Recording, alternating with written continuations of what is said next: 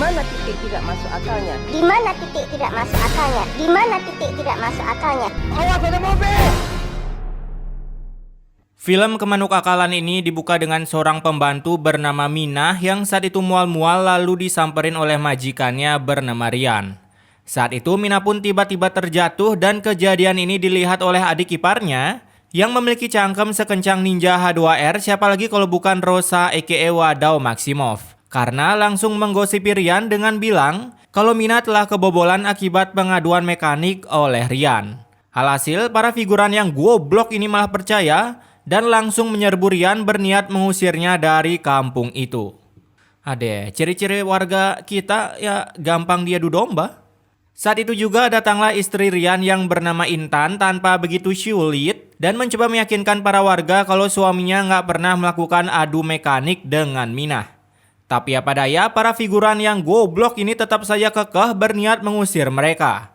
Alhasil, si Minah pun langsung pura-pura pingsan yang dimana ketika dibawa ke rumah sakit, dokter pun bilang kalau Minah mual akibat asam lambung bukan hamil.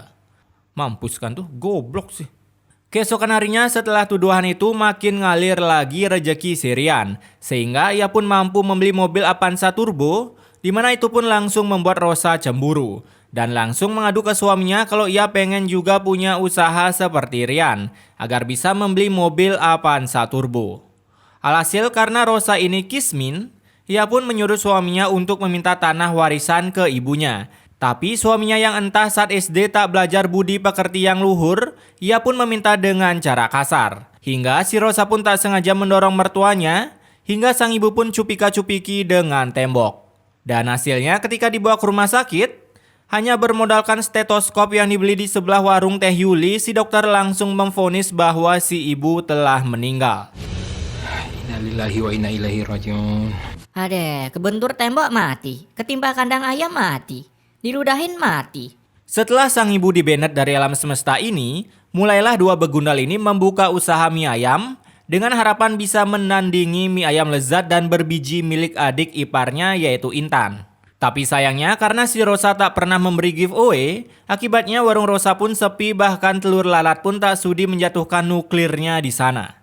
Di malam harinya entah punya masalah hidup apa si Dayat ini, ia malah berniat membakar kios milik Intan tapi berhasil ketahuan oleh si Rian. Dayat pun seketika menggunakan spell speednya untuk kabur dari sana, tapi karena saking kencangnya, kakinya pun sampai ke sliding sebuah kayu hingga ia pun harus dibawa ke rumah sakit.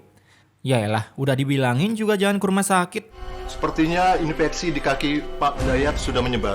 Tuh kan? Dan anehnya lagi, bukannya kaki Dayat yang sakit ya? Kenapa sampai harus make impus?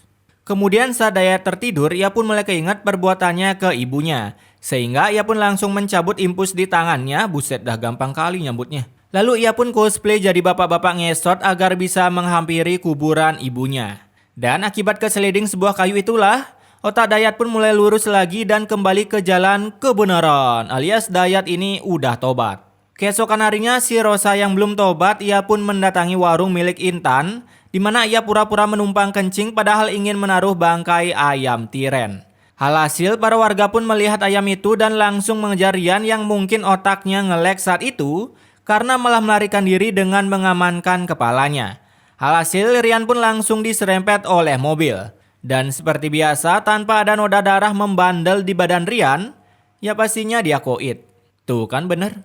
Setelah tumbangnya bisnis Intan, kini warung Rosa pun mulai ramai pembelinya. Dan kebetulan saat itu juga ada seorang pengemis yang minta-minta, tapi si Rosa bukannya memberikan uang, melainkan menuduhnya sebagai pencuri uang Rosa. Duit dari mana itu? Pasti kau nyuri uang saya. Iya, ngaku. Nah, anehnya di sini, ini pengemis kan baru datang tuh. Terus si bapak sama emak ini udah lihat kalau dia baru datang. Sedangkan kasir atau uang si Rosa ada di belakang sana. Jadi pertinggi ini, gimana cara dia nyuri Bambang? Terus gobloknya lagi ini figuran malah percaya sama si Rosa loh. Wah, gak bener nih orang. Ade, emang ya manusia gampang diadu domba. Alhasil pengemis itu pun langsung dikeroyok oleh skuad api gratis tapi berhasil dihentikan oleh Dayat yang baru saja login.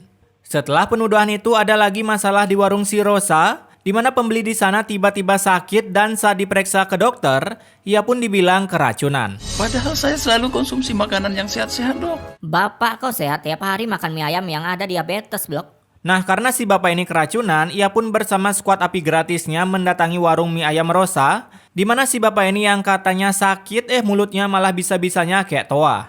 Dan karena kejadian ini, Rosa pun akhirnya masuk penjara. Di penjara, Rosa pun tiba-tiba terkena sariawan yang membuat ia pun sampai tak bisa makan, tapi anehnya itu orang sariawan apa kepedesan ya? Kenapa tangannya malah kipas-kipas, Bambang? Setelah kipas-kipas tak karuan, ia pun guling-guling seperti babi guling, yang dimana hanya karena si Rosa sariawan, sang dokter yang memeriksanya pun mengatakan bahwa Rosa telah terkena kanker lidah. Buset dah. Itu lidah habis jilat daki apa coba sampai kena kanker. Cie, traveling. Karena hasil pemeriksaan yang ngawur dari sang dokter inilah, Rosa pun sekarang mulai mangap-mangap, seperti black hole yang akan menyedot seluruh planet, hingga saat ia meninggal posisi mulutnya pun tetap seperti itu. Singkat cerita, ketika Rosa wasted, tiba-tiba Ultimino pun muncul. Bu, serem Bu. Saya mau pulang aja Bu, saya takut Bu. Lah bu, woi, ini kan lagi GB pahala. Karena gempa itulah, Rosa pun tak jadi dimandikan dan langsung aja digotong untuk disumbangkan ke neraka. Nah, ketika sampai di pemakaman, tiba-tiba saja jenazah Rosa tak mau move on dari kerandanya karena ia tahu akan di giveaway ke neraka. Dan karena kejadian inilah, seorang figuran yang otaknya ternyata sudah duluan di giveaway ke neraka menyarankan untuk memanggil tukang las. Besinya bisa dipotong, Pak. Bapak, di mana-mana kalau motong besi, kenapa nggak pakai gerinda, Bapak? Nah, karena kemanu akalan dari si bapak inilah, keranda si Rosa bukannya terpotong, malah makin menempel. Merasai di sang figuran tak berguna, Dayat pun memiliki ide dengan mendeliverikan jenazah itu ke rumah si Intan, dengan maksud agar Intan bisa memaafkan kesalahan-kesalahan si Rosa. Lidahnya pun terus menjulur keluar, hitam. Lah, kayak Venom dong. Setelah Intan memaafkan kesalahan si Rosa beban, OTW lagi mereka ke pemakaman. Di mana saat di jalan, sebuah mobil dengan bentukan paus pun berulah, menabrak mereka semua seperti bola bowling hingga jenazah Rosa pun tiba-tiba melakukan teleportasi dan muncul di atas genteng. Tak sampai di sana saja, setelah berpindah ke atas genteng, lagi-lagi Rosa pun mengeluarkan skill yang sama yaitu berpindah ke bawah kolong rumah. Karena skill yang gak jelas dari Rosa ini pun, para pengantar jenazah termasuk suaminya jadi bad mood dan memutuskan untuk tak mengubur si Rosa. Dengan harapan Rosa bisa teleportasi sendirinya ke neraka. Oke, pesan Mortal Kombatnya di sini, jika kalian memiliki teman atau siapalah yang otaknya dikuasai kejahatan, cobalah ke rumahnya bawa kayu dan biarkan kaki teman kalian ke sliding kayu tersebut. Lalu tunggulah hingga beberapa hari kemudian dijamin teman kalian auto tobat kayak si Dayat. Kayaknya sih. Dan itulah